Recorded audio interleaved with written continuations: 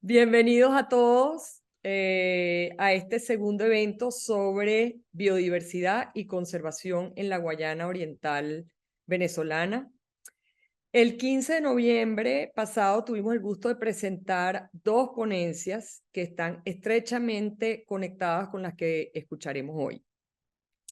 Para los que no pudieron ver ese primer evento, les vamos a compartir por el chat la grabación de ese evento para que lo vean cuando quieran. Está en YouTube, entonces realmente lo pueden ver cuando quieran. Muy interesante.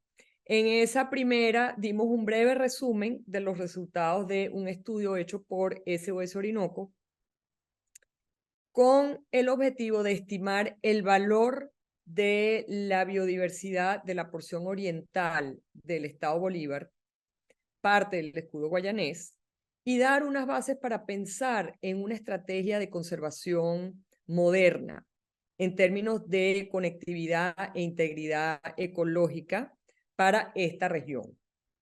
Y por supuesto la cual necesariamente debe pensarse para toda la Guayana centro-oriental, y eso incluye el Esequibo, territorio en reclamación por Venezuela. El texto completo de ese informe ya se encuentra disponible desde hoy para descargar y está en la página web de SOS Orinoco. Vamos a poner el link también en el chat. La segunda ponencia del 15 de noviembre fue la del profesor Jim Barborak, experto mundial en el tema de áreas protegidas transfronterizas. Él nos dio unos ejemplos y lecciones sobre cómo distintos países, no solo de América, sino del mundo entero, han convenido en establecer áreas protegidas en zonas donde hay tensiones, disputas, incluso han habido guerras en nuestro mismo continente, parecidas a las que, bueno, disputas parecidas a las que hay entre Venezuela y Gran Bretaña desde hace un siglo y que ahora heredó Guyana y que estamos viendo en estos días. Entonces, en el día de hoy escucharemos dos ponencias de dos destacados profesionales. La primera es del doctor en ciencias forestales Leonel Hernández, que desde Alemania nos va a hablar. Él es profesor jubilado de la Universidad Nacional Experimental de Guayana, la UNEG. Él es cofundador y ex coordinador del Centro de Investigaciones Ecológicas de Guayana, de la UNEG, y ex coordinador botánico del Programa de Biodiversidad de la región Guayana. Leonel Hernández trabajó en el Parque Nacional Canaima para Imparques como coordinador de proyectos de investigación para la CBG Edelca. Posee más de 3 décadas de experiencia laboral en investigación, planificación, docencia y asesoría en el área de ecología y el uso de bosques húmedos tropicales. Su producción científica suma más de 60 publicaciones científicas y 30 informes técnicos inéditos, así como decenas de presentaciones en eventos científicos. Él es director de la Red de Parcelas Permanentes Forestales de la UNEG, la cual forma parte de las redes científicas Amazon Tree Diversity Network y Amazon Forest Inventory Network. Su ponencia titulada Los bosques de la Guayana Oriental venezolana, frontera forestal bajo amenaza, nos ilustrará sobre el superlativo valor ecológico de estos ecosistemas del escudo guayanés. Nuestro segundo ponente es el embajador de carrera y politólogo internacionalista Oscar Hernández Bernalete, egresado de la Universidad Central de Venezuela y de la Universidad de California en San Francisco, con estudios en las universidades de Oregon, Ottawa y Ginebra. El embajador desempeñó diferentes responsabilidades en el Servicio Exterior de Venezuela, en Egipto, Estados Unidos, República Dominicana, Grenada, Brasil, Colombia, Ginebra, Haití, San Vicente y las Granadinas, Dominica, Antigua y San Kitts Nevis. Él fue jefe de la División de Cooperación con el Caribe y director general de negociaciones internacionales en el Instituto de Comercio Exterior y director general de Economía y Cooperación Internacionales de la Cancillería. Hasta mayo 2022 fue director de Relaciones para la Integración y Cooperación del Sistema Económico Latinoamericano y del Caribe, CELA. También fue miembro de panel en el Mecanismo de Solución de Controversias de la Organización Mundial de Comercio. También fue asesor en el Centro Latinoamericano para el Desarrollo, CLAD, consultor en el International Trade and Economic Integration Law y miembro del Consejo Editorial de Catalunya Press. Ha publicado varios libros y es articulista en varios medios. Entonces, bueno, con esto vamos a empezar con el doctor Leonel Hernández. A ambos les estamos altamente agradecidos por su participación y apoyo.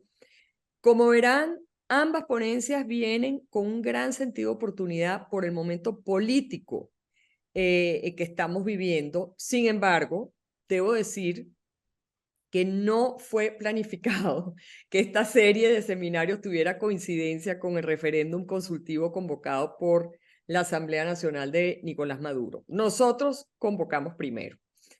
En SOS Orinoco estamos absolutamente conscientes de que la realidad socioambiental de la Guayana Amazonía venezolana solo puede entenderse y mejorarse desde una perspectiva del gran socioecosistema guayanés amazónico, del cual Venezuela es parte fundamental y bisagra absolutamente insustituible. Cada ponencia durará entre 20 y 25 minutos y las escucharemos de forma consecutiva y luego abriremos al chat y los micrófonos para escuchar preguntas. Estamos live en YouTube, así que si hay personas en YouTube que lo están viendo, pueden poner sus preguntas en el chat de YouTube y pues las comentaremos acá. Entonces, bueno, con eso comenzamos con la ponencia del doctor Leonel Hernández. Adelante. Buenas tardes, buenas noches por acá. Gracias por la invitación a Cristina y a ese Orinoco. Bueno, yo voy a presentar los bosques de la Guayana Oriental Venezolana, frontera forestal bajo amenaza.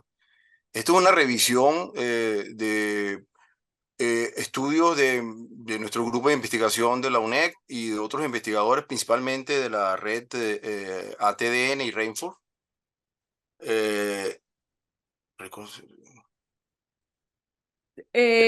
Eso, perfecto. Okay. Para compartir la pantalla también, ¿no? La están viendo, ¿no? No, todavía no. Ah, un momento.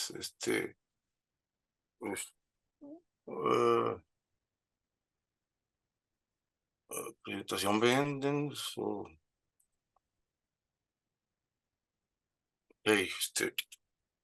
Ok. Un momento. Ok. ¿La ven? Sí, ahora sí. Y entonces hay que ver, ok, si le da, perfecto, buenísimo. Adelante. Perdón. Bueno, si la ven todo y me escuchan. Buenas tardes Sí, otra todo. vez. Bueno, yo voy a presentar los bosques de la Guayana Oriental Venezolana, frontera forestal bajo amenaza. Este es un trabajo que es una revisión de estudio, principalmente de nuestro grupo de investigación de la UNED y de otros investigadores, pero principalmente estudios de la red ATDN y Rainforest, que son las redes amazónicas de inventario forestal y biodiversidad arbórea. Los puntos a tratar en esta presentación son primero la Guayana, el escudo de Guayana y Amazonia. El segundo es integridad ecológica, el tercero biodiversidad, el cuarto reserva forestal de Mataca, el quinto es el gradiente Sierra de Lema Gran Sabana. Luego presentaremos las amenazas y por último la conclusión. La Guayana venezolana está al sur del Orinoco y posee un área al oriente que la hemos denominado la Guayana Oriental Venezolana. Aquí la pueden ver al oriente de la Guayana venezolana. Esta área se puede dividir en dos grandes regiones, la Reserva Forestal de Imataca al norte y la Gran Sabana al sur. La Guayana venezolana posee el 73,5% de los bosques en Venezuela. Se trata de diversos tipos de bosques con diferentes altitudes y diferentes características y representa la última forestal de Venezuela, la última frontera forestal de Venezuela. La mayor riqueza de especies de Venezuela se encuentra en la Guayana venezolana. La Guayana venezolana es parte del escudo de Guayana y el escudo de Guayana es parte también de la Amazonia. De hecho, es denominado la Amazonía del Norte. Los bosques de la Guayana venezolana son los sistemas más productivos y ricos en carbono de Venezuela y poseen las tasas de rotación más bajas. Cabe acotar que las mayores tasas de recambio arbóreo propician una menor biomasa. Los bosques maduros funcionan como un sumidero de carbono mientras no sean perturbados. Esto es un estudio que hicimos de la red de monitoreo de parcelas permanentes de la ULA, IBIC, UNEC y UNEYES. La Amazonía. Esta es el área más extensa de bosque tropical y posee la mayor diversidad biológica del planeta. A pesar de que existen distintas regiones, ustedes pueden ver aquí al norte de la Amazonía, el escudo de Guayana y las demás regiones que conforman la Amazonía. A pesar de esas regiones, la Amazonía es en realidad un bosque continuo, un bioma boscoso continuo que demanda por tanto, una visión holística. Tal visión es llevada a la práctica por algunas redes científicas, como por ejemplo las que hemos mencionado antes, la Rainforest, la ATDN y la RIKES. La mayor reserva forestal de carbono se encuentra también en la Amazonía. Los bosques maduros de la Amazonía han funcionado a largo plazo como un gran y persistente sumidero de carbono. Claro, todo esto depende de la relación entre el balance entre la fotosíntesis y la respiración. ¿Y cómo puede ser este balance afectado por el cambio climático y por los cambios en el uso de la tierra? Ustedes pueden ver aquí en estos gráficos el área de los diferentes tipos de bosques que hay en el planeta, tropical, templado y boreal, y ven que aunque las áreas son equivalentes, las reservas de carbono de los bosques tropicales sobrepasan la de los bosques templados y los bosques boreales, y la productividad es aún mucho mayor. Eso explica por qué es tan importante desde el punto de vista de reservorios de carbono, los bosques tropicales y la Amazonía.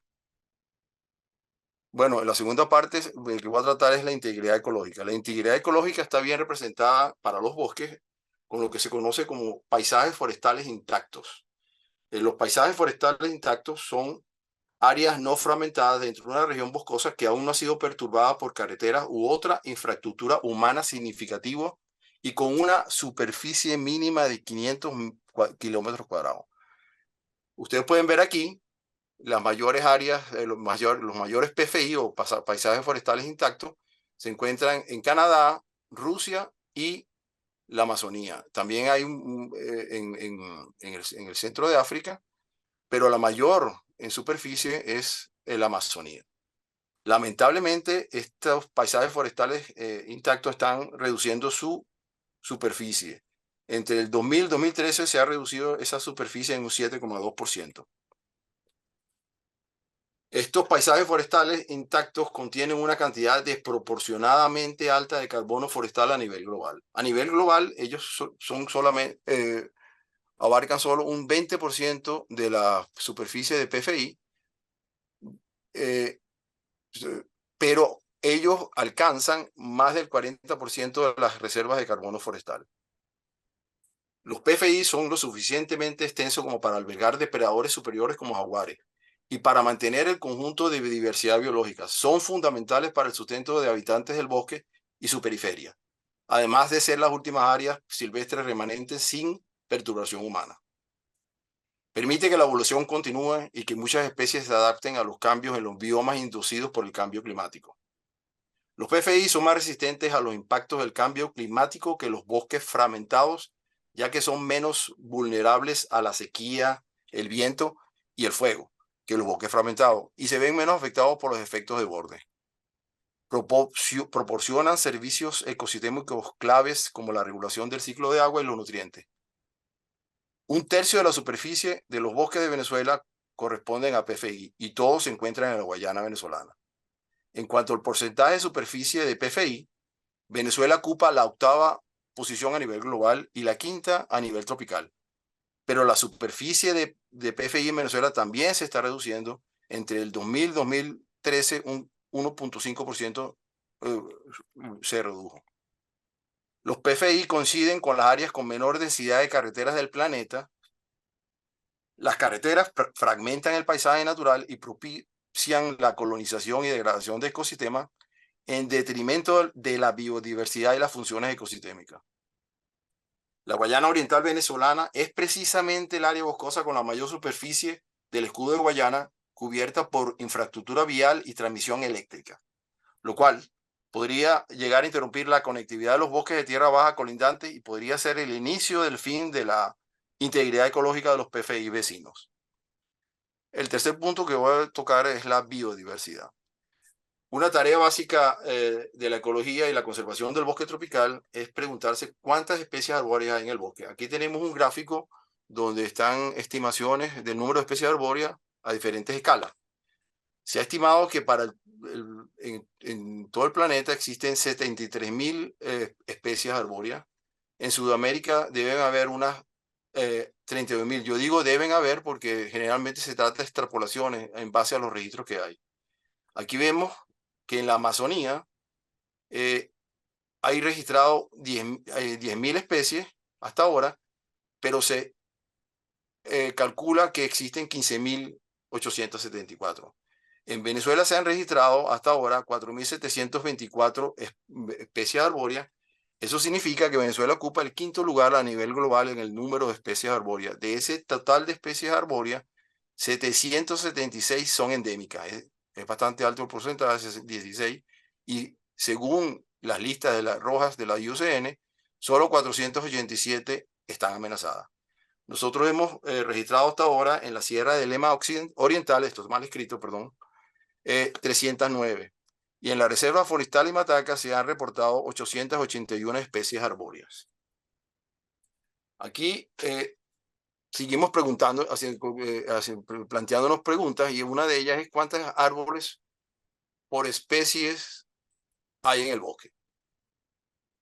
Este es un estudio de la ATDN de Ter Stegen, donde mediante un modelo espacial que generó estimaciones de tamaños poblacionales para cada especie en todos los bosques de tierra baja de la Amazonía, en base a inventarios arbóreos de 1.170 parcelas. Aquí ven ustedes, todos estos puntos son parcelas en toda la Amazonía, y en base a esto se estimó cuántas especies habían, cuántos individuos tenía cada especie, y eso se extrapoló se extrapoló a toda la Amazonía. Este gráfico, aquí tenemos el rango de especies de acuerdo al número de individuos que tiene cada especie, y aquí tenemos la población de cada especie. De esa manera, esta línea corresponde a la especie con su número de individuos, y vemos que solo, ahí en la Amazonía se estima que haya, en base a los datos que están en este estudio, 390.000 millones de árboles en 6 millones de kilómetros cuadrados, y habría una densidad promedio de 563 árboles por hectárea. Se estimó mediante este método que hay unas 15.000 especies arbóreas, pero de ese total de 15.000 especies, solo 227 poseen el 50% de todos los árboles de la Amazonia. Es solo un 1,4% de las 15.000 especies que tiene más de la mitad de los árboles de la Amazonia. Estas especies se denominan hiperdominantes. Muchas de ellas son especialistas de hábitat y dominan solo en una o dos regiones de la Amazonía. La mayoría de las especies de la Amazonia son raras. Por ejemplo, este grupo de especies aquí, casi 6.000 especies, o sea, el 30% de todas las especies, poseen poblaciones menores que 1.000 árboles. Es decir, 30% de todas las especies solo tienen 0,03% de todos los árboles de la Amazonía. Los mayores valores de riqueza, el número de especies arbóreas por hectárea, se presentan en los bosques de tierra firme del Amazonia Central, esta área por aquí, y los menores en bosques sobre los suelos arenosos del escudo de Guayana, esta área por acá. La riqueza promedio de la Amazonía es 121 especies arbóreas por hectárea, aunque el rango es muy amplio, que va de 3 a 357 especies arbóreas por hectárea. Un estudio posterior, mediante este mismo modelo, estimó cuántas especies hiperdominantes hay en relación a la biomasa y a la productividad. Y se encontró que hay solo 147 especies que abarcan el 50% de la biomasa. Y solo hay 167 especies que o abarcan el 50% de la productividad de los bosques de la Amazonia. La hiperdominancia es mayor en términos de biomasa, o sea, de carbono y de productividad. Otra pregunta que nos hacemos es cuántas especies arbóreas están amenazadas. Ya vimos que hay bastantes especies raras en la Amazonia, y mediante la combinación del modelo de distribución espacial anteriormente presentado con mapas de forestación histórica entre 1900 y 2013 y la proyección de esta registro histórico hacia el futuro bajo dos escenarios, un escenario business as usual, o sea, seguir como de costumbre, y un escenario con gobernanza mejorada. Los resultados mostraron que si seguimos como hemos hecho hasta ahora, más de la mitad de las especies arbóreas del Amazonas probablemente clasifiquen como globalmente amenazadas según los criterios de la lista roja de la IUCN.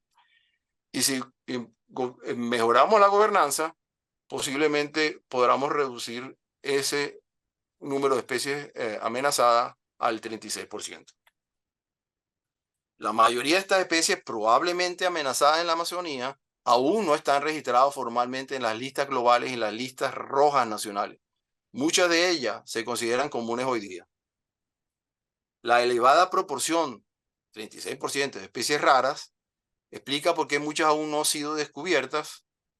Algunas en herbarios, podría estar en los herbarios, pero aún no han sido identificadas. Probablemente muchas de estas especies se extinguirán antes que sean descubiertas. Bueno, vamos al cuarto punto, a la Reserva Forestal de Mataca.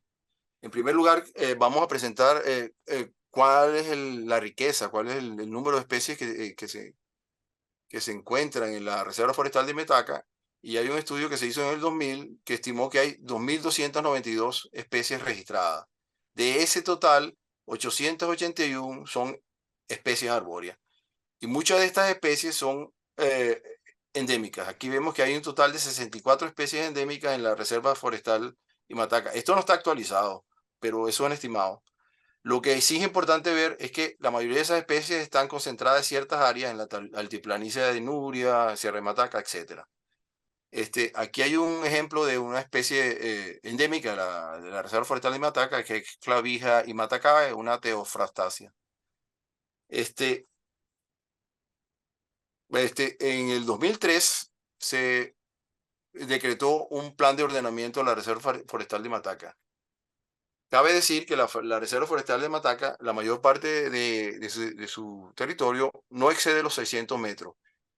Por lo tanto, representa un corredor ecológico que conecta bosques de tierra baja de la provincia oriental con la provincia central de la región biográfica de Guayana, es decir, del Esequibo con la cuenca del Caroní, etc.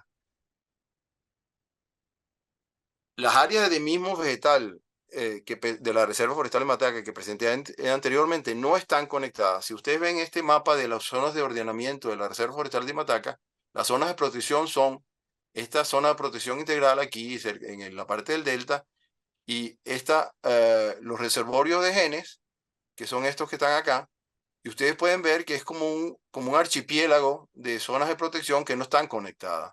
O sea, las zonas de protección en la Reserva Forestal de Mataca no están conectadas, no hay corredores ecológicos, a pesar de que en 1994 en el mismo Ministerio de Ambiente fue propuesto un corredor ecológico que evidentemente no fue incorporado en el plan de ordenamiento, aunque ese corredor ecológico propuesto en 1994 se basaba más bien en áreas con pendientes mayores que 30% o suelos frágiles.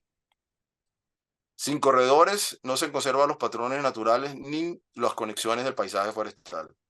Al proteger los corredores se conectarían las zonas de protección, se minimizaría la fragmentación de hábitat y se podría mantener el rango completo de biodiversidad a diferentes escalas.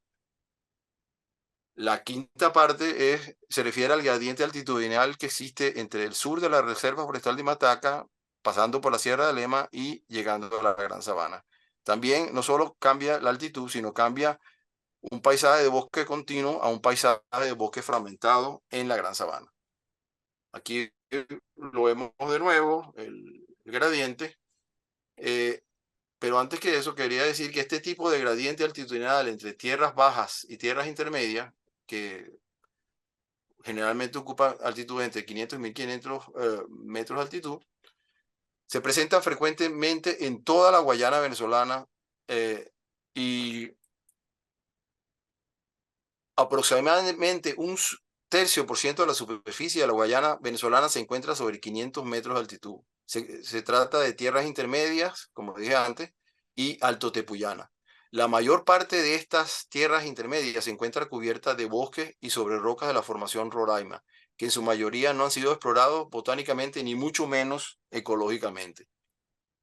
En el 2000, la UNEC establecimos una red de parcelas permanente en este gradiente que va desde el kilómetro 88, subiendo hasta el tope de la escalera y descendiendo hacia el sur de la Gran Sabana. Aquí ven cada uno de estos puntos, son las parcelas permanentes. Este gradiente, como vemos, no solo cambia de altitud en cuanto a la cobertura de bosque, sino también tenemos diferentes climas y tenemos que en la tierra baja, en la Reserva Forestal de Mataca, está sobre el basamento hidrometamórfico del escudo de Guayana, mientras que la Sierra de Lema y Gran Sabana se encuentra sobre la formación Roraima. Bueno, vamos a hablar sobre la riqueza y el endemismo en Sierra de Lema y la Gran Sabana. Perdón. No existen estimados públicos del número de especies de plantas vasculares en Gran Sabana, pero sí se sabe que en la Gran Sabana y el Parque Nacional Canaima hay 600 especies de plantas vasculares que son endémicas. En la Sierra de Lema hemos registrado hasta ahora 790 especies leñosas, de las cuales 309 son especies arbóreas. Eso corresponde a 297 géneros y 90 familias. De ese total de especies, 76 especies de Sierra de Lema son endémicas del escudo Guayana. Algunas de ellas incluso son endémicas solo de Sierra de Lema. Mi compañero, colega y amigo Elio Sanoja, el botánico de Sierra de Lema, y mi persona, hemos colectado hasta ahora, respectivamente, 7 y 3 especies arbóreas nuevas para la ciencia, tanto en Sierra de Lema y Gran Sabana. ¿Por qué lo digo? Porque esto ha llevado años para lograr conseguir tales especies. Por ejemplo, aquí ven varias de las especies endémicas de Sierra de Lema: Santoxilo achidec, Persea lemensis, Catotema lemensis, y esta de la Gran Sabana, Crepinella disparifolia. Cabe decir que esto no ha sido una tarea que ha llevado tiempo, sobre todo porque muchas de las flores y los frutos de estas especies se encuentran en las copas, y estas copas tienen más de 20 metros. Y a veces no siempre tienen flor o fruto. Un ejemplo de ello, que Helio necesitó 8 años para poder colectar esta flor. Cambios en el gradiente.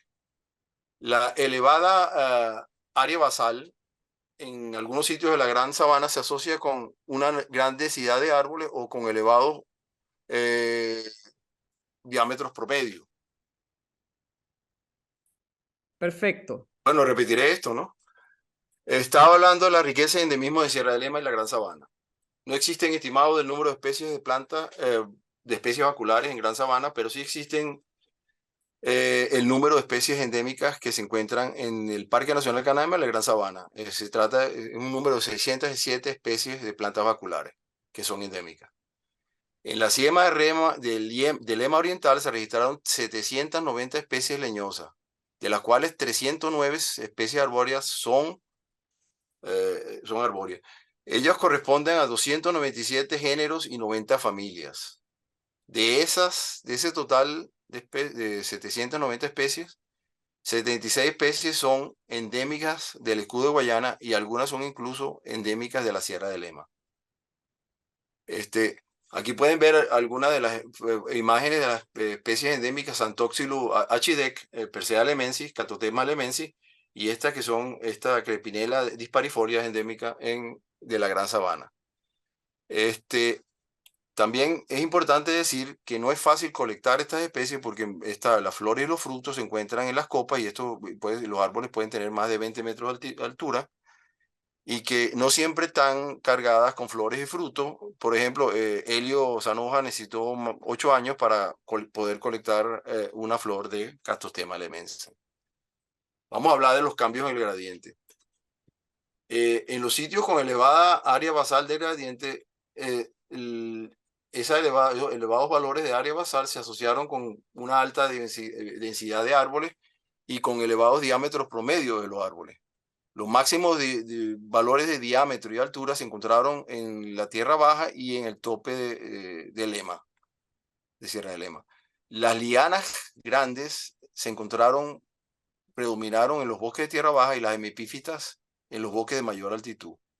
Los máximos de riqueza de especies y diversidad no se encontraron en los extremos altitudinales, sino en las altitudes intermedias de Sierra de Lema, y el mínimo en los pequeños fragmentos de bosque al norte de la Gran Sabana. Las edades máximas estimadas por análisis dendrocronológico para 8 especies arbóreas de bosque en la Gran Sabana fue de 135 años, y para 14 especies de bosque nublado de Sierra de Lema fue casi 300 años. Nosotros suponemos que estas diferencias de especies, aunque la muestra sea pequeña, de edades, perdón, se debe a que los bosques de Sierra de Lema son más estables que los bosques de la Gran Sabana, que han sido más perturbados.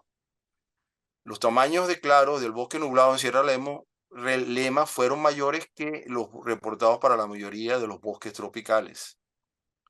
La baja riqueza de especies parece estar asociada con la dominancia de una o pocas especies. De hecho, 29 especies de las 350 especies encontradas en las parcelas del gradiente abarcaron más del 55% del área basal en el gradiente.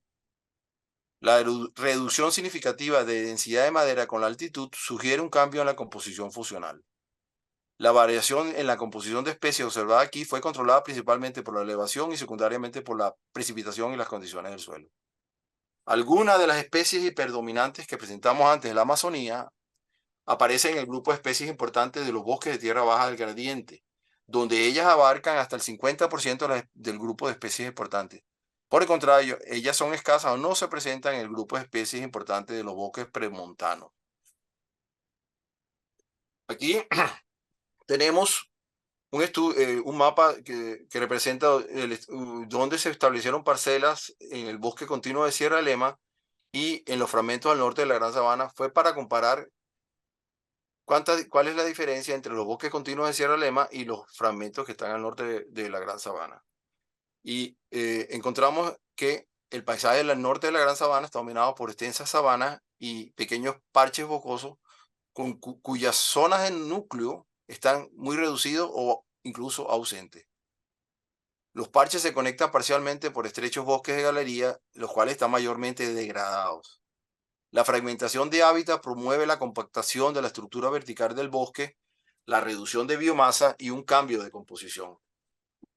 El cambio en los fragmentos con respecto al bosque continuo de Sierra Lema se refleja en la ausencia de grandes árboles emergentes, la reducción de la biomasa arbórea, la menor riqueza de especies, la escasez de especialistas y la proliferación de generalistas.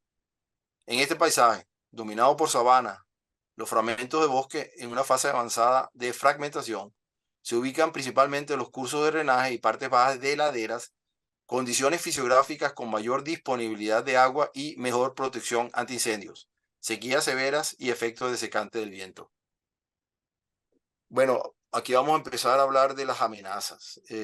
Primero quisiera hablar sobre la sinergia que existe entre el cambio climático, las sequías y los incendios, que causan deforestación, fragmentación y degradación. La deforestación registrada por imágenes satélites y otros sensores remotos no detectan cambios como, por ejemplo, la degradación paulatina por sequía, incendios rastreros y cambio climático.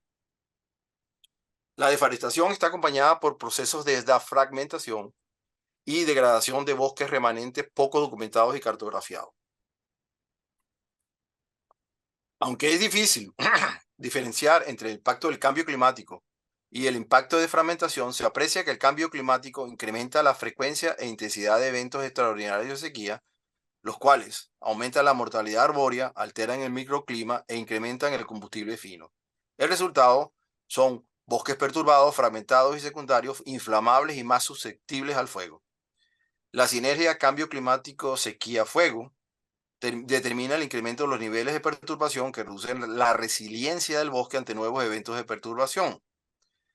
Tal degradación paulatina, reflejado en un mosaico vegetal con diferentes fases, como la ven aquí, desde el bosque continuo hasta el bosque casi desaparecido, comienza con un aumento de la vegetación secundaria boscosa, con una incipiente fragmentación del paisaje boscoso que va incrementándose hasta dominar el paisaje, desplazando finalmente al bosque como matriz del paisaje. Amenazas. Los principales agentes del cambio de cobertura de suelo en el estado Bolívar entre 1985 y 2002 fue la actividad agropecuaria. De hecho, aumentó la superficie en un 1,3% en ese periodo. Seguido por cuerpos de agua. Esto se debe a la construcción de nuevos embalses, sobre todo de Tocoma y Cauruache, y por eso que aumentó un 0,5% la superficie de cuerpos de agua. Y los otros usos se refiere principalmente a minería. La deforestación agropecuaria, el cambio climático y la pérdida de diversidad son entonces las principales amenazas de los bosques de la Guayana venezolana. El cambio climático amenaza convertir áreas de bosque en sabanas. No existen planes de adaptación ni se participa en iniciativas internacionales como el Mecanismo Internacional REDD Plus para la reducción de emisiones de gases de efecto invernadero por deforestación y degradación de los bosques, y también para la conservación y aumento de las reservas de carbono y el manejo forestal sostenible.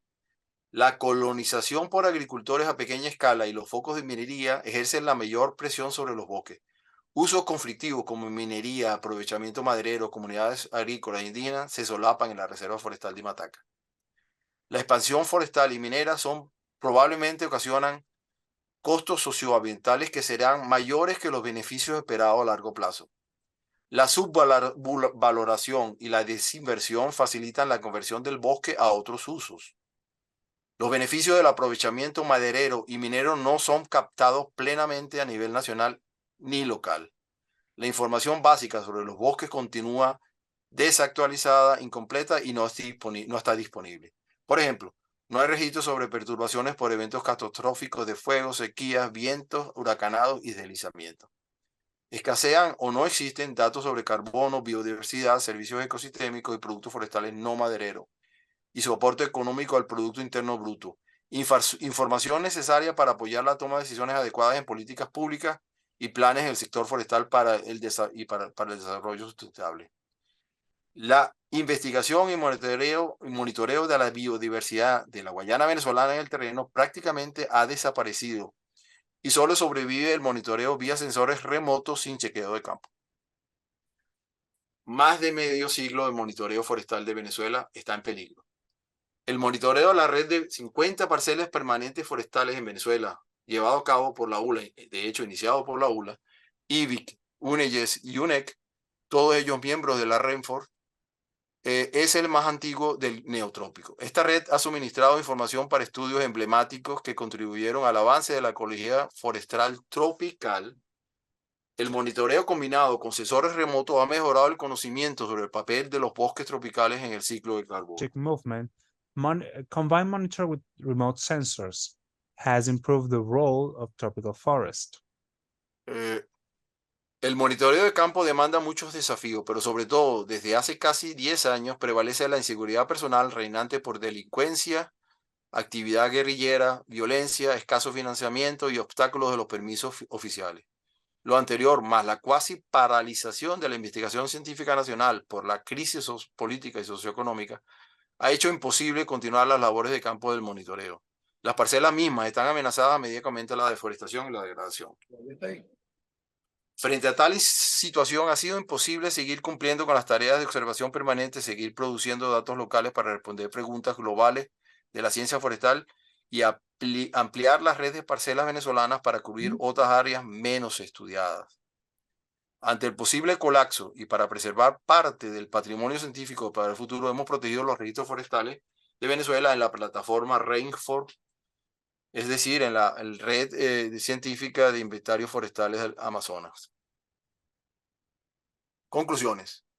Gran parte de los bosques de la Guayana venezolana permanecen aún no explorados, especialmente en las tierras intermedias, donde existe un incompleto conocimiento botánico y ecológico sobre especies arbóreas. Muchas especies arbóreas que muy probablemente califican como globalmente amenazadas están ausentes de la lista roja de la IUCN. Los PFI son un patrimonio global de enorme importancia e inmenso valor socioeconómico ambiental para Venezuela, que demanda decisiones y acciones reales para conservar a largo plazo su biodiversidad, integridad ecológica y beneficios para las presentes y futuras generaciones. Los PFI fuera de las áreas protegidas deberían protegerse bajo una figura de reserva de biosfera o similar. La protección de los PFI no significa dejar sin protección otras áreas críticas o de alta biodiversidad, como por ejemplo la Reserva Forestal de Imataca. El cambio climático y el cambio de uso de la tierra son las principales amenazas de los bosques de la Guayana venezolana. Es necesario formular y ejecutar un plan de adaptación para enfrentar la sinergia cambio climático, sequía e incendio. Los bosques requerirán un manejo adaptativo hacia sistemas dinámicos resilientes que pueden resistir las tensiones del cambio climático, la fragmentación del hábitat y otros efectos antrópicos. La diferenciación florística y ecológica de los bosques demanda un programa de investigación y monitoreo para cada región, enfatizando en el trabajo de campo y mayor muestreo de tierras intermedias. El monitoreo por sensores remotos es necesario, pero no suficiente. Asimismo, es necesario participar y reforzar la colaboración en redes científicas nacionales e internacionales. La comunidad científica que estudia los bosques en la Guayana venezolana está desapareciendo sin generación de relevo, en especial el longevo monitoreo forestal. El manejo sustentable forestal debe optimizarse y limitarse a áreas de bosque ya explotadas de la Guayana venezolana. La madera que se hubiese obtenido podría ser producida en otras áreas boscosas ya perturbadas del país mediante manejo de bosques secundarios, agroforestería y plantaciones forestales. Venezuela tiene amplias áreas con potencial para conservar y captar carbono forestal.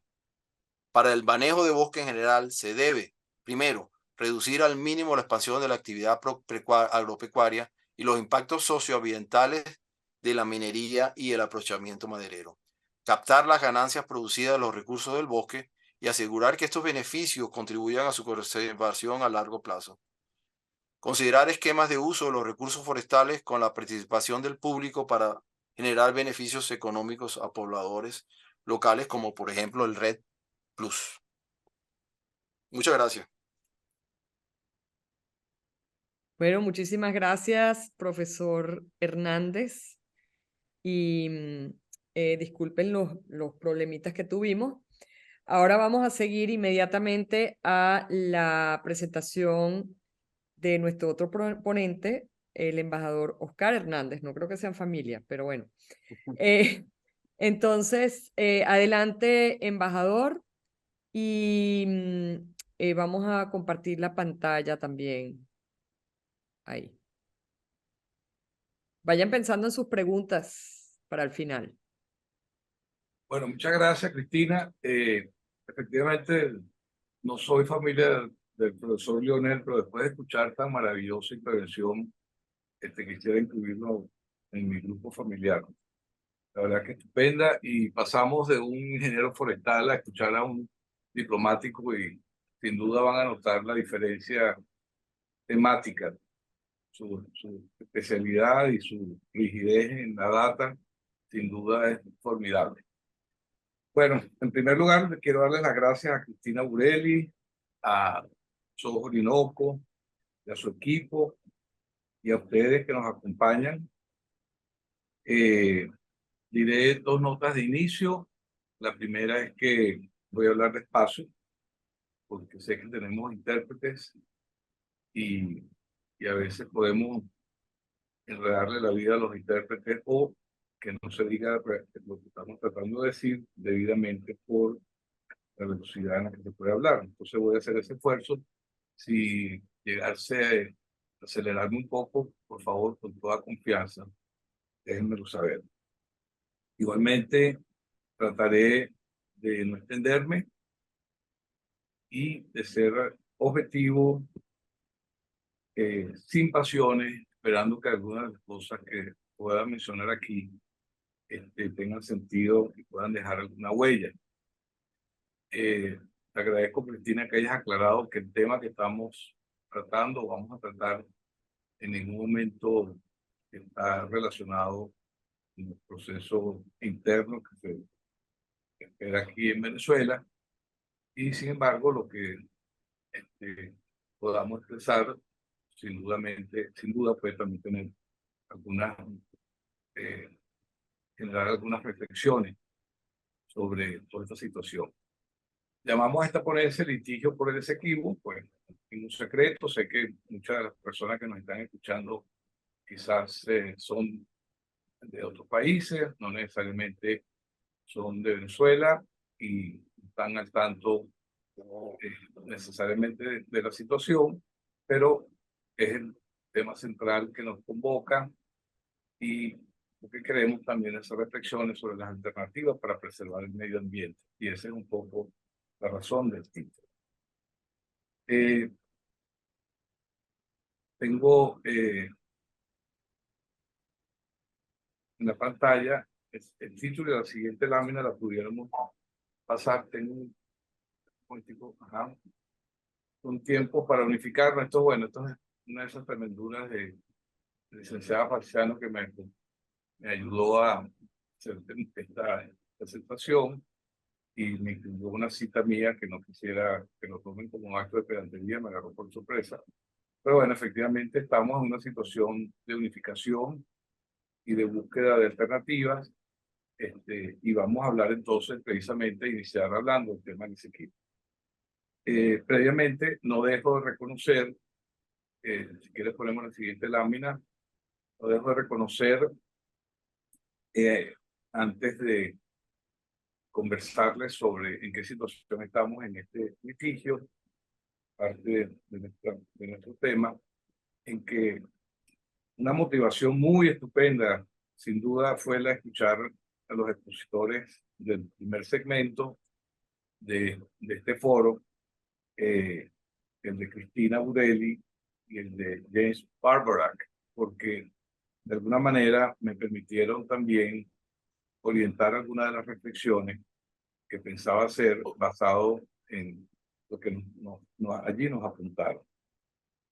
En primer lugar, algo estupendo que bien lo reflejó Cristina y quisiera recordarlo un poco porque le da sentido a lo que vamos a tratar de expresar y decir a lo largo de la presentación, es que efectivamente la biodiversidad del Estado Bolívar y del Esequibo es única en el planeta.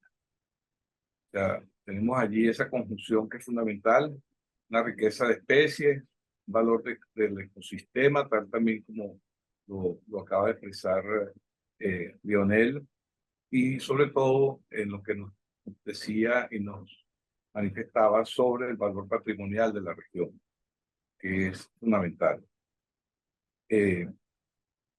Hay estudios ambientales que han estado generando distintos modelos, pero sin duda nos demuestran dos cosas: su valor real y cómo esos ecosistemas están sometidos a presiones por la minería ilegal en ambos lados.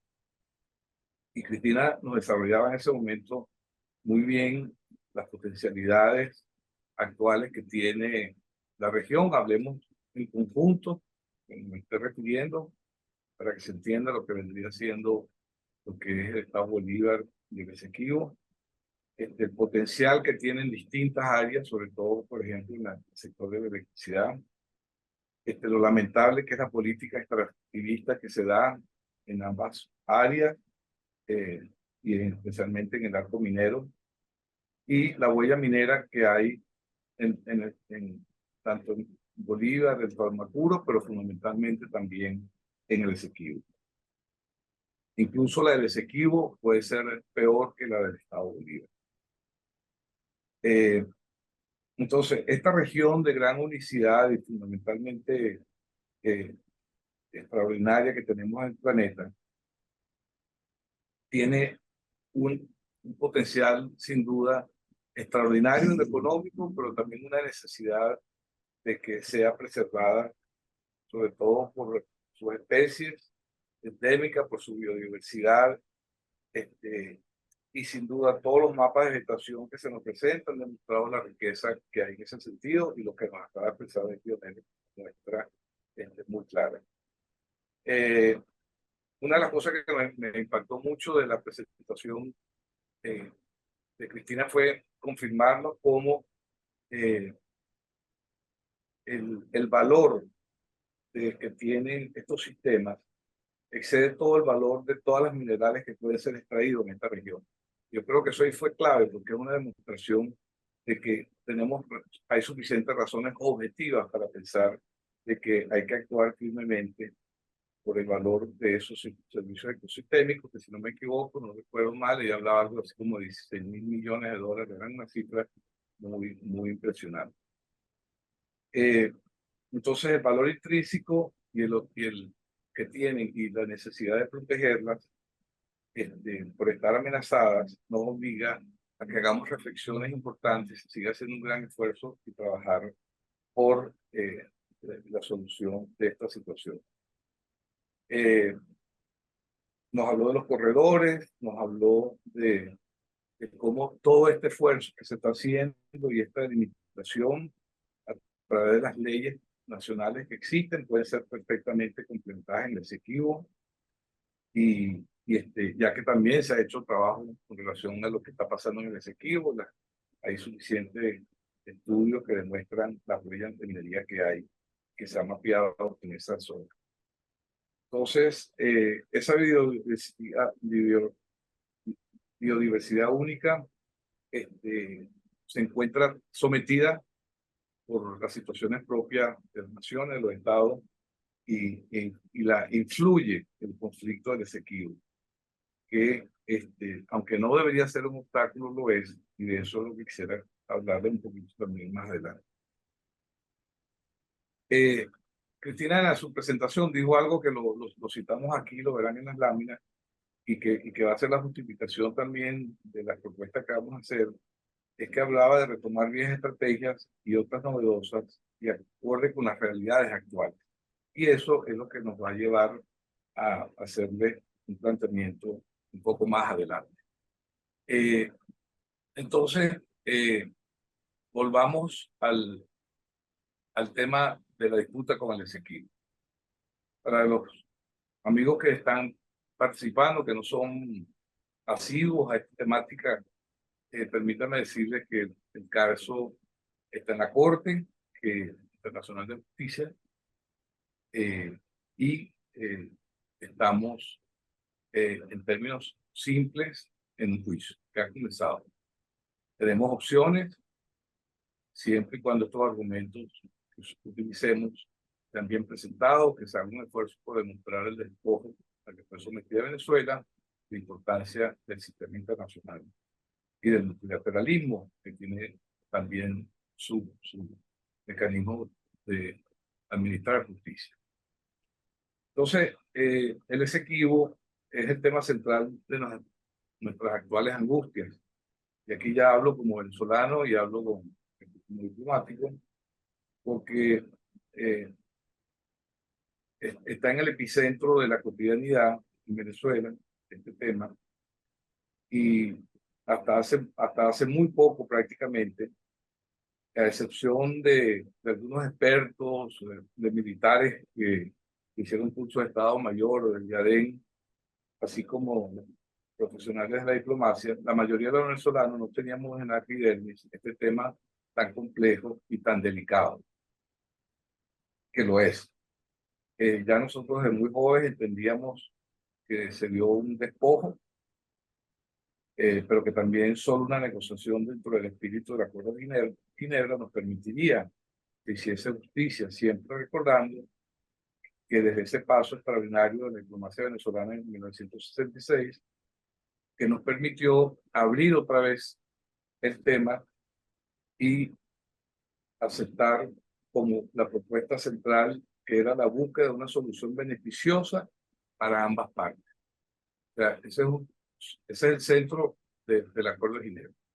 Una solución beneficiosa para ambas partes. Eso nos permitió estar de nuevo en los rieles del tren y que la explotación burda del Imperio Británico, de ese laudo que fue indebido, que fue tramposo, podía, aunque fuese parcialmente, permitirnos resarcir esa forma de ofensa de la historia. Desde muy jóvenes en la Cancillería nos enseñaron a recordar casi como un decálogo militar, el decálogo del cadete, la reacción del embajador Sosa Rodríguez por allá en los años 60, que le recordó a los británicos que el laudo fue el resultado de una transición política hecha a espaldas de Venezuela, sacrificando sus legítimos derechos, que la frontera fue trazada arbitrariamente, sin observar para nada ni las reglas específicas del comportamiento arbitral ni los principios de derecho internacional aplicables en este caso. Esta larga disputa se complica y las sirenas del espíritu nacional se encienden parcialmente para anunciarnos que estamos ante un momento complejo y crítico. Hasta un referéndum consultivo se está planteando, que no es vinculante, pero que nos convoca para que decidamos lo que entendíamos estaba en manos exclusivas del Estado. O sea, que decidamos entre el pueblo y el gobierno, que es lo mismo decir que es repartir las cargas de tamaña responsabilidad. Responsabilidad de muy alto nivel, porque tiene que ver con el futuro de las próximas generaciones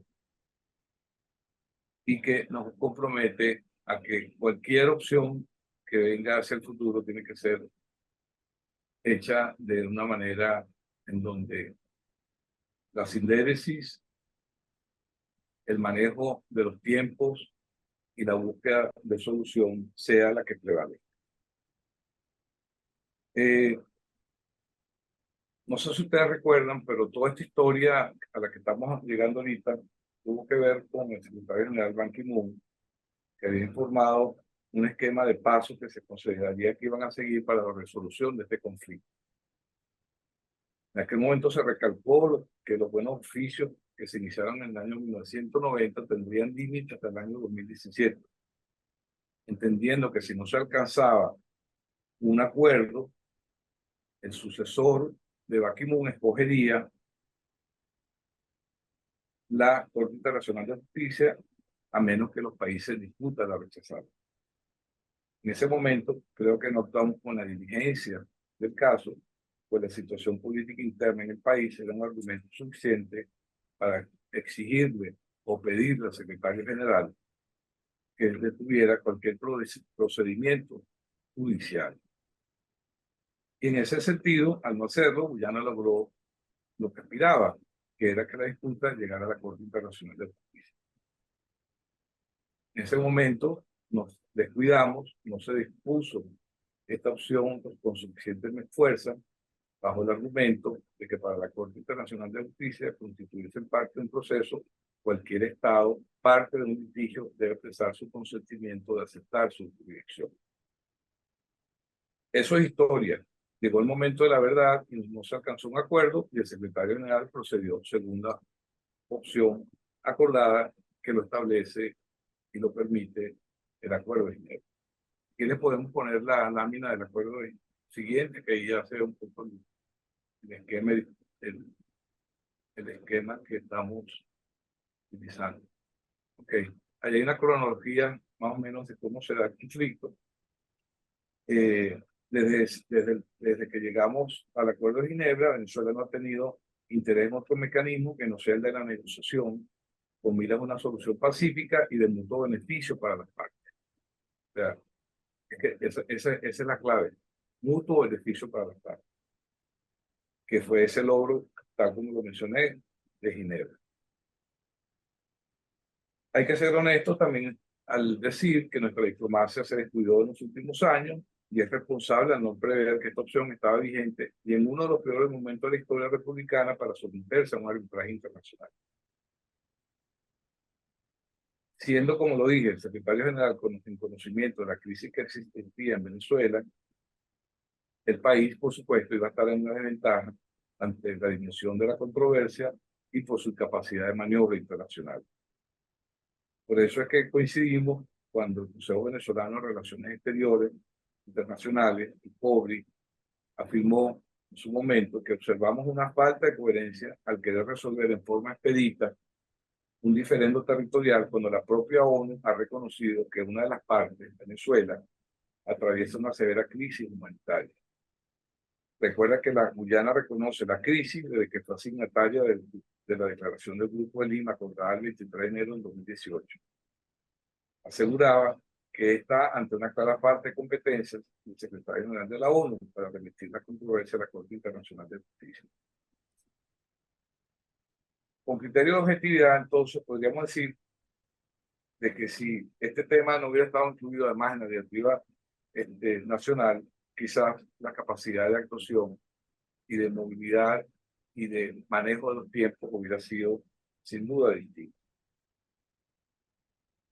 Ahí ven ustedes la cronología, cómo desde que Venezuela era Capitanía General, tal como lo establece la Constitución, un territorio del Esequibo reconocido como parte fundamental del país, hay una evolución unilateral de la Gran Bretaña, de cómo fue despojándonos de ese territorio. Si pasamos a un mapita que está más abajo, pudiéramos ver un poco allí, ya llegamos al Acuerdo de Ginebra. Todo esto son fases de la situación en la que hemos estado sujetos, por supuesto el lado arbitral de París, el cual no reconocemos, y cómo se despierta todo este reclamo de Venezuela a partir de los años 40, después de haber prácticamente han tenido 4 décadas de silencio a raíz de la aparición del memorando de Severo Malbec Prevost, y que nos da y nos permite llegar a lo que es el Acuerdo de Ginebra que hemos mencionado. Pero más abajo, si me permite ver el mapa que tengo en otro punto, aquí está el Acuerdo de Ginebra. Vamos a ver un poquito más abajo, por favor. Ok, es simplemente para que quienes están participando puedan ver a lo que nos referimos. Ahí están las famosas líneas Schomburg, que fueron las que fueron moviéndose a lo largo de los años. Schomburg, que por cierto fue un importante naturalista, explorador británico, por supuesto, funcionario para aquel momento, le correspondió, por su experticia, hacer todo este trabajo de cartografía y que como funcionario del reino, pues simplemente utilizó sus capacidades sin negarle además su contribución que tuvo en la ciencia, etcétera, como bien lo registran varios autores por su importancia como naturalista, como explorador, etcétera, y fue simplemente moviendo sus líneas en toda vez la incapacidad que tenía Venezuela en ese momento para poder reclamar lo que estaba sucediendo. Por supuesto, esas líneas fueron de año en año. El señor Schomburg hizo entrega de su cartografía, se convierte en diplomático del, del Reino Unido y nos deja a nosotros en esta situación tan compleja que nos llevó a este litigio y que fue totalmente desfavorable a Venezuela en el laudo, el cual Venezuela nunca reconoció por considerarlo ilegal e ilegal. Hay toda una trayectoria y toda una historia sumamente compleja sobre por qué Venezuela legítimamente aspira a que sea históricamente reconocida su derecho y cómo desde el punto de vista incluso nuestro constitucional hacemos un reconocimiento a ese territorio como parte del país. Si vamos un poco más arriba, entonces ahora vamos a ver cómo está este Esequibo, cómo es su composición. Ahí vemos,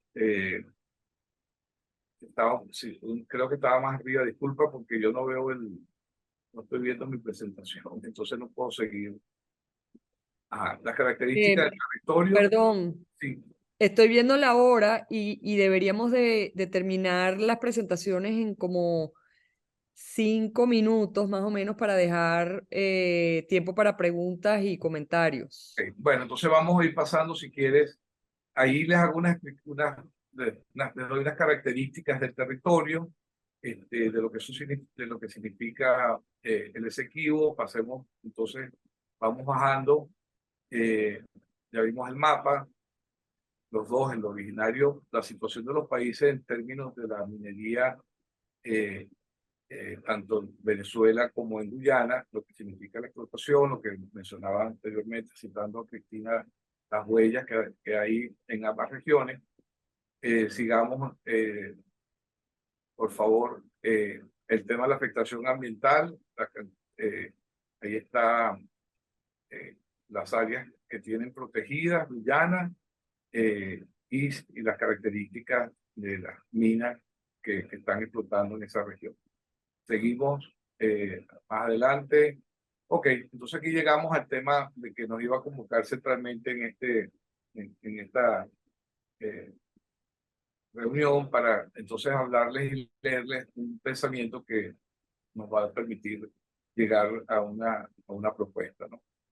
Y, Francisco Kerber Vega, para los que no conocieron, fue un médico importante en Venezuela, fue el fundador de la Universidad Simón Bolívar, la Universidad Metropolitana, un hombre de un gran talento, y fue nombrado embajador de Venezuela en el Reino Unido, en la UNESCO y en Francia.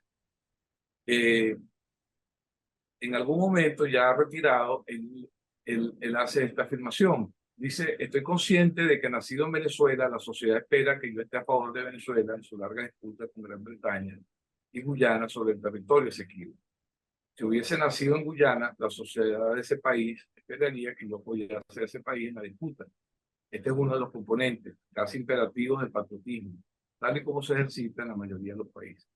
Es decir, un sentimiento compartido esencialmente basado en la emoción y la presión social. En Venezuela nadie osa dudar públicamente de nuestros legítimos títulos a ese territorio o de sugerir que la historia misma es diferente. Las realidades geopolíticas hoy existentes y la misma situación actual de nuestro país podrían estar en contra de nosotros.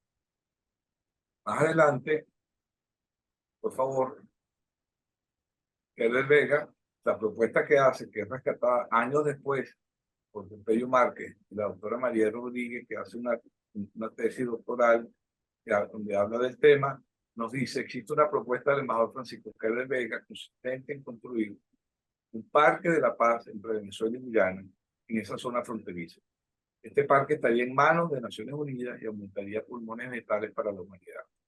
Esto está recogido en varios documentos. Yo, en lo personal, escuché hablar a Pompeyo Márquez sobre este tema en algún momento, citando a Kerber Vega. Más adelante, entonces, la propuesta es de un parque de paz.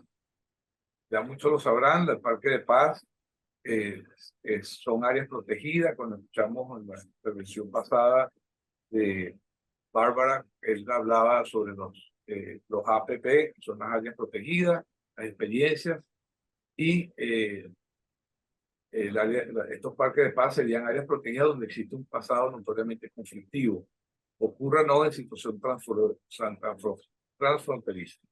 Sin embargo, estas pautas reservan el término parques para la paz para el específico sublote de áreas protegidas donde existe un objetivo claro de biodiversidad. Adelante. Entonces, aquí tenemos ejemplos de parques de paz: el Parque Internacional de la Paz de Warterton, que lo mencionó él en su momento, el Parque Cóndor, Ecuador y Perú. Los beneficios del Parque de Paz, entre otros, además de contribuir a la paz, es la venta de captura, potencial de ingresos, conservación ambiental. ¿Sí? Más adelante, entonces, una hoja de ruta para esta propuesta. El compromiso de crear un parque para la página zona de reclamación, negociando con Guyana la ubicación y dimensión de él. Bueno, el tema aquí central es la posibilidad que salga en este periodo de arbitraje que durará prácticamente de litigio varios años, la posibilidad de que estos dos países que parten del principio del diálogo, hablan cada uno por su lado, presenta la opción de diálogo, de sentarse a conversar con absoluta franqueza, pudieran darle una contribución a la humanidad, por un lado, y darle una opción a los propios países que están en litigio a través de la presentación de un parque de esta naturaleza, que sería administrado por Naciones Unidas, y que pudiera ser como una huella que dejen, independientemente de los resultados que se logren, ya dejar una zona que sea establecida como una zona de protección que esté en esa región, y que abarque lo que se considera, lo que se pueda, lo que se negocie que pueda abarcar desde 100 hectáreas hasta 10.000 kilómetros, si es necesario, cuadrados de tierra, y que pudiera ser utilizado como un ejemplo de cómo los países pueden actuar de una manera responsable, independientemente de las dificultades, para tratar de preservar el medio ambiente. Más adelante está la pregunta, no, ¿es una solución viable? Algunos dirán es imposible, el litigio está en una situación demasiado intensa y conflictiva como para pensar de que eso pudiera ser posible.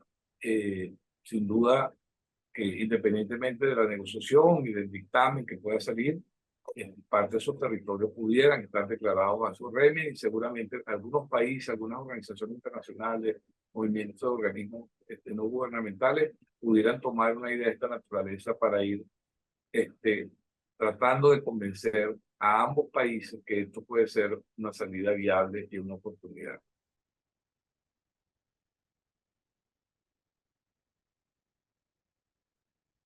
Ya con esa idea, pues, es lo que queríamos dejar sobre el tapete, o sea, es utilizar la experiencia de otros, en otras situaciones, y que seamos capaces de plantearlo en un término de grandeza para el futuro de las próximas generaciones, de que una región que necesita ser protegida pueda hacerse independientemente del lado y de las circunstancias y los resultados que en el futuro puedan darse en el marco del litigio. Bueno, muchas gracias. Y disculpa si me alargué más del tiempo, creo que sí. Gracias. Muchísimas gracias al embajador Oscar Hernández, que nos deja con pues unas ideas, unos planteamientos interesantes. Y esto nos lleva pues a un momento ahora de preguntas y comentarios. En el chat, Olnar Ortiz, líder indígena y abogado, hace un comentario muy interesante que quisiera que Olnar lo hagas de viva voz. Entonces, si les parece, a ver, Olnar, me encantaría que expresaras aquí lo que pusiste en el chat y quizás en forma de Bueno, pregunta. sí, no sé si me pueden escuchar bien, lo que pasa es que Sí. estoy en un lugar y hay mucha bulla externa. Lo que decía que, bueno, primero que nada, felicitar a ambos ponentes por su ponencia muy buena, muy ilustrativa de la situación real de lo que está ocurriendo y de lo que pudiese pasar con respecto a una posible solución con respecto a la Guyana Esequiba. Pero evidentemente se han centrado todo en el tema del ambientalismo, y yo como indígena, como tú mismo lo has dicho, como líder, más que líder, como defensor de derechos humanos de pueblos indígenas, aquí en Venezuela, y veniendo casualmente de la Gran Sabana, donde me he reunido con varios líderes indígenas, tanto del lado brasilero como del lado venezolano, Pemones, Macuchi, Guayguay, incluso ahorita conversando con un Guarao. Ninguno de los pueblos indígenas están de acuerdo con el tema de lo que se está planteando por el Esequibo. porque ambas naciones ancestralmente, utilizando esta palabra, han violado los derechos fundamentales de los pueblos indígenas y, como me decía uno de los jurados, más de 15.000 indígenas hoy en el Delta Mapuro, en Venezuela, no están cedulados. Y los guaraos que están del lado del Esequibo evidentemente no van a querer ser cedulados por Venezuela, planteándose una situación humanitaria generalizada. En el caso de los Pemones, la situación es bastante grave, puesto que incluso muchos de ellos, yo estuve conversando con una líder indígena, me decía que ella, cuando en el año 69, cuando se planteó una situación de invasión al Esequibo, su papá fue reclutado por Venezuela, y ellos estaban en una forma de prácticamente de guerra, que le sonaban 3 campanas y se tenían que meter en cuevas para poder, ante esa situación, poder estar a salvo. Son situaciones que recuerdan, y por lo que hoy por hoy todo lo que es la zona Gran Sabana, la zona, lo que es del Tamacuro, como lo comento, y zona tanto de la población mapuche y guayguay en Brasil no están de acuerdo. Y lo que yo planteo, ojalá se pueda dar esta situación, como también lo decía, yo pude escuchar la,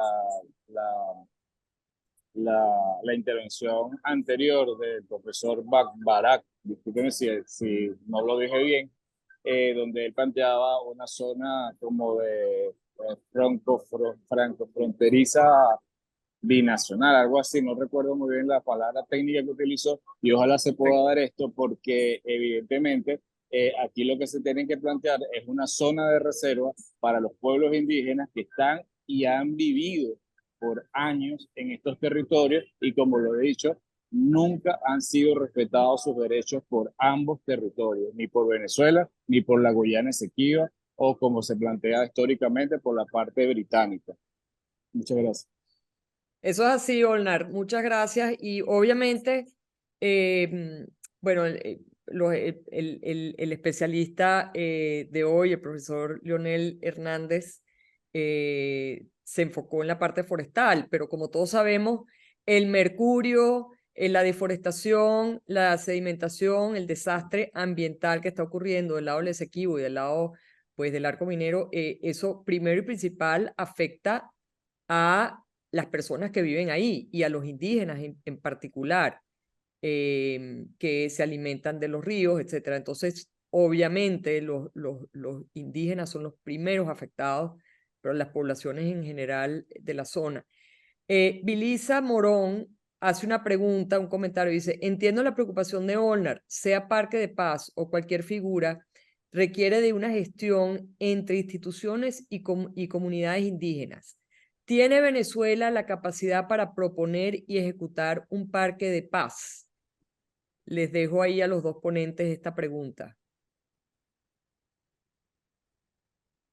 Bueno, yo respondería de la siguiente manera, tal como dije al final, yo no veo esta iniciativa que salga de ninguno de los dos gobiernos, pero sí creo que se puede hacer una matriz de opinión, de reflexión, porque esto es una semilla que ya fue lanzada. Edel Vega la planteó, cité a Pompeyo Márquez, que tiene responsabilidad fronteriza en el gobierno del presidente Caldera. Les parecía una visión que pasa que políticamente quizás no era la apropiada en ese momento para presentarla, pero yo creo que, bueno, ante una situación como la que existe, de conflicto y de tensiones, que un grupo de países, organismos internacionales, o organizaciones no gubernamentales, o las mismas comunidades indígenas planteen una opción o una recomendación de esta naturaleza, yo creo que sería una buena propuesta para hacer pensar y darles una alternativa a los países que quizás están esperando algo también que los ayude a salir de la compleja situación en que están. Independientemente de los resultados formales que tenga todo este litigio de la Corte Internacional y todo eso. Leonel, ¿algún comentario? Sobre el referendo realmente no me atrevo a decir nada. No, no. No, Eh, sobre el comentario, y aquí hay una pregunta específica, dice: para el profesor Leonel, uno de los principales problemas para la conservación de bosques es el financiamiento. En Venezuela el Estado no reconoce los proyectos Red Plus, que serían una fuente de ingresos importante. Desde el punto de vista práctico, ¿qué estrategias se podrían plantear para que el Estado reconozca estos proyectos? El problema con el RED en Venezuela es que el gobierno no acepta la figura RED porque es un mecanismo que tiende más bien a referirse al mercado también. Aunque hay programas, yo no conozco en detalle cómo se llevan los programas RED, pero de hecho no hay ningún programa RED en Venezuela, mientras que en otros países de Latinoamérica sí existen. Es un cambio de política pública, o sea, es una pregunta más, una política que técnica. O sea, yo reconozco que yo soy técnico, eso. Yo suministro nosotros los técnicos y los científicos suministramos información y las decisiones tienen que ser tomadas por la sociedad, ese, y en este caso por su gobierno. Más no Claro, o puedo sea, decir. Claro, eso es lo que sí puedo decir, que el REC en algunos sitios ha sido positivo, en otros no. Más bien hay que evaluar cómo podría aplicarse y que sea exitoso. Eh, y, y hay una segunda pregunta, un poco de follow-up aquí, dice Vilisa Monod también, una pregunta para el profesor Leonel. ¿Esta riqueza forestal puede servir para propuestas de bonos de carbono? Claro, justamente ahí estaban las cifras, decían las reservas. De hecho, son la mayor reserva de carbono forestal que hay en el planeta. O sea, ahí están. Bueno, y también la ventaja comparativa. O sea, cuando yo colocaba las cuestiones del lugar que tiene Venezuela a nivel global, ahí se ve el papel resaltante que tiene el país. Es una ventaja comparativa que no ha sido utilizada. Yo solo pongo como ejemplo Costa Rica. Costa Rica ha sido tan hábil en sus negociaciones que tiene financiamiento para múltiples proyectos ambientales, y de hecho Costa Rica no hay deforestación. Es uno de los pocos países latinoamericanos donde no hay deforestación. O sea, tiene un gran potencial, pero es que eso es un problema político. O sea, cómo llevarlo a la práctica. Para eso tiene que ponerse de acuerdo el país. Nosotros tenemos esa ventaja comparativa, hay que aprovecharla, es una responsabilidad, porque también tiene un valor global. O sea, no sabemos qué va a pasar en la próxima conferencia del panel del cambio climático, pero esperemos que esto sea tratado con más profundidad y que haya mecanismos financieros más claros. Ujú. Bueno, justamente aquí otro participante, Samuel Scarpato, desde Italia, el doctor Samuel Scarpato, quiere hacer un comentario sobre el tema de financiamiento, de cómo se financian potencialmente estos parques. Doctor Scarpato, tienen la palabra. Hola, hola, saludos, ¿me escucha bien por allá? Muy buenas Sí. tardes, Italia. Se me fue el audio, aquí está otra vez. Bueno, voy a tratar de precisar.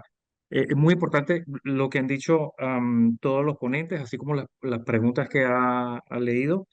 Eh, Más allá de los bonos de carbono, que es un mecanismo ya un poco anticuado, sin embargo, muy importante, ojo, muy importante. Acá me ha sucedido que yo he trabajado con fondos públicos y privados en materia de compensación ambiental y con la nueva taxonomía europea de actividades consideradas inversión ambiental. Eso es muy, muy importante. Escríbanlo los que no hayan leído o revisado algo de la taxonomía europea. Les puedo hablar de eso en otro momento, que alguna intervención que ustedes puedan organizar. Son fondos gigantísimos y hay más fondos que proyectos, ¿ok? Y no todos se materializan o se instrumentan a través de los bonos de carbono.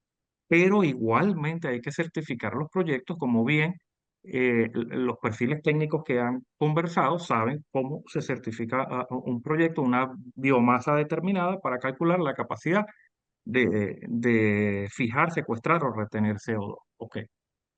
Ahora bien, hay un artículo que yo acabo de publicar en Italia que se llama Europa muere en la Amazonía. Lo publiqué en italiano. Y forma parte de un capítulo de mi segundo libro, que ahí sí está en español. El capítulo se llama Europa muere en la Amazonía. Acá en Europa hay un fenómeno muy, muy nuevo. Ojo con esto. Esto sí, esto pudiera atraer muchísima atención. Eh, En Europa, el fenómeno, digo fenómeno, pues en realidad es un hecho, pero por decir fenómeno, de los huracanes es algo muy nuevo, muy novedoso en Europa. ¿Ok? Entonces, ¿qué sucede? Nosotros estamos acostumbrados a hablar de los beneficios de nuestra selva amazónica en general. Me atrevo a decir la Gran Amazonía, Panamazonía, porque acá hemos tenido fuertes discusiones con gente que cree que la Amazonía es la cuenca hidrográfica del río Amazonas. Entonces yo les hablo del Salado, del Paraná, de la Orinoquia, de tantos ríos que hay en las Guyanas, en Surinam. Esa es la Gran Amazonía o Panamazonía. Es muy delicado decir el Amazonas. Y acá todo el mundo, en las lenguas que se traducen, dicen el Amazonas. ¿Ok? Con razón, Bolsonaro dijo, yo no estoy destruyendo el Amazonas con el proyecto bioceánico Atlántico-Pacífico que destruyó todo el sur de la Amazonía. Ok. Entonces, ya es reiterado decir sobre la fijación de CO2, la emisión de oxígeno, la biodiversidad, lo más preciado e importante de nuestras culturas originarias, pueblos con los que yo he convivido en múltiples oportunidades en los últimos 30 años. Sin embargo, hay otra función de la selva amazónica, que es la emisión de humedad. De eso muy poco se habla acá en Europa, la emisión de humedad, cuando evapotranspira. Estamos hablando de más de 20.000 millones de toneladas métricas de humedad en la atmósfera. Entonces, es una locura, es más que el caudal del río Amazonas. Ojo con Los, esto. los, los ríos voladores. Sí, señora, exacto. Entonces, que estos ríos Samuel, voladores, como hay varias preguntas ahí, nos encantaría si nos pudieras poner en el chat el link al artículo y ok, el ok. otro material para Bueno, seguir la mientras, conversación. sí, estos ríos voladores es lo único que apacigua la fuerza de los huracanes, porque lo que alimenta a los huracanes es el vapor de agua, el calor. ¿Ok? Entonces, al Atlántico Norte están llegando corrientes atmosféricas, no solo marinas, atmosféricas desestabilizadas y están llegando tormentas a Europa. Entonces, en Europa hay muchos recursos para invertir, no en compensar, en mitigar la situación. ¿Ok? Eso es muchísimo más que bonos de carbono. Bien, les voy a poner el link del artículo en italiano. Bueno, muchas Por bendiciones. favor. Chao, chao. No, gracias, gracias. Seguimos la Ok. conversación. Ah, Le quiero dar la palabra a James Ross Jones, que está haciendo un comentario aquí muy interesante en el chat, pero quizás si quiera hacerlo hacer el comentario. Muchas gracias, Cristina. No sé si me escuchan. Sí, Eh, Precisamente el grupo Venezuela Red tiene una propuesta que no se ha hecho pública. Se está manejando de grupos y personas influyentes, grupos y personas influyentes. Con miras a que cuando sea menester, por ponerle una palabra, eh, cuando se vea la necesidad de eh, hacer eh, eh, planes de manejo y planes de uso que se considere por encima de las abradas una figura de conservación para los bosques que permita que por una parte que los bosques sean conservados y a la vez esas medidas de conservación que incluirán plantaciones agroforestales en su periferia que aportan beneficios para las comunidades locales, esos sirven de tapón, área de tapón, para proteger los bosques que están amenazados y los degradados. Aparte del fin de conservar los bosques, como lo mencionó Lionel, se podrían generar grandes cantidades de créditos de carbono que podrían ser beneficiados, que podrían beneficiar la reapertura y el crecimiento de PDVSA que tanto necesitamos, que pueda reingresar en los mercados como una empresa con, habiendo dejado atrás los 20 años de mala,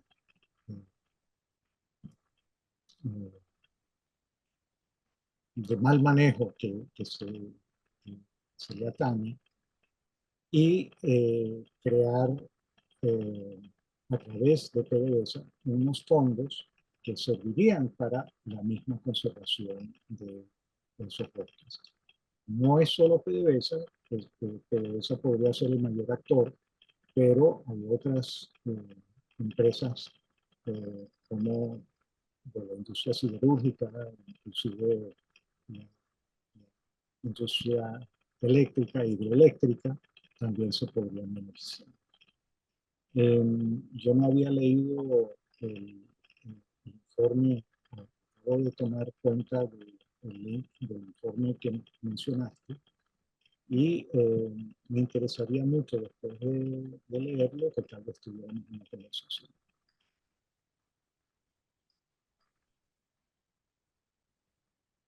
Muchas gracias. Bueno, nos quedan unos minuticos, muchas preguntas.